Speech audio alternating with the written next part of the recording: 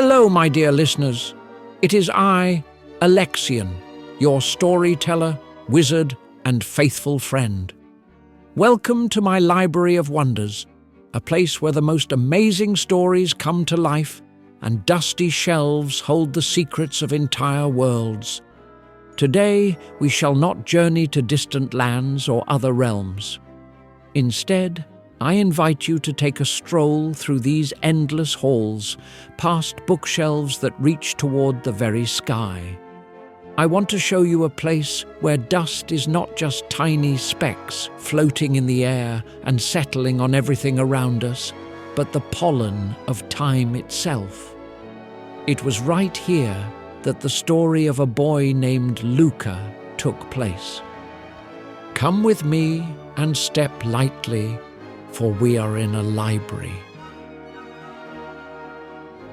In the quietest corner of the Library of Wonders, where sunbeams dance in the golden dust, lived a boy named Luka.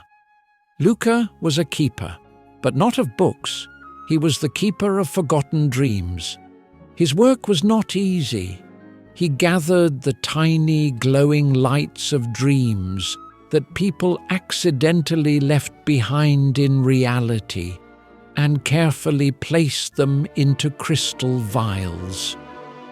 But there was one trouble. Among thousands of other people's dreams, Luka had completely forgotten his own. His personal vial, which once shone brighter than all the stars, had grown dim and was covered in a grey layer of dust.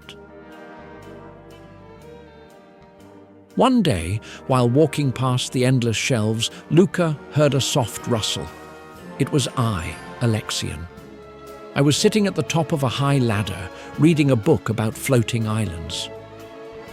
"Greetings, little keeper," I said, adjusting my magic robe.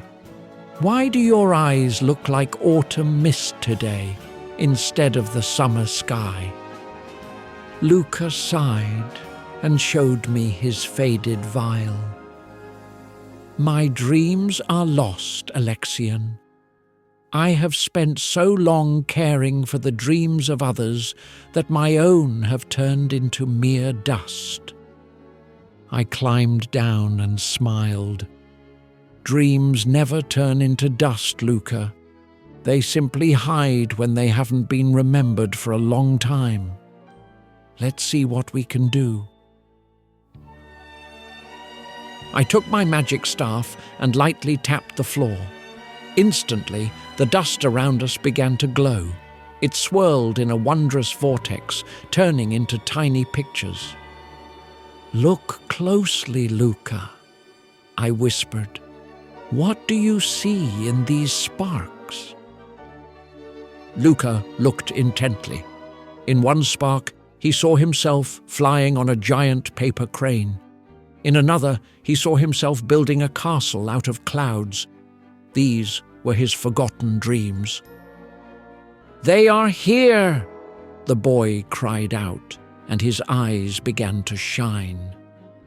"I simply stopped believing that they were possible." "In the Library of Wonders, anything is possible," I replied. "But for them to truly come alive, they need the warmth of your heart." Luka pressed the dim vial to his chest and closed his eyes. He remembered how much he once wanted to see the edge of the world where the rainbow is born. And as soon as he did, the vial in his hands erupted in a dazzling turquoise light. The dust vanished, and living fires began to dance inside. From that day on, Luka was no longer a sad keeper. He knew, as long as you remember your dream, it lights your path, even in the darkest corridor of life. And that is the story, my friends. But before we return, let me ask you one question.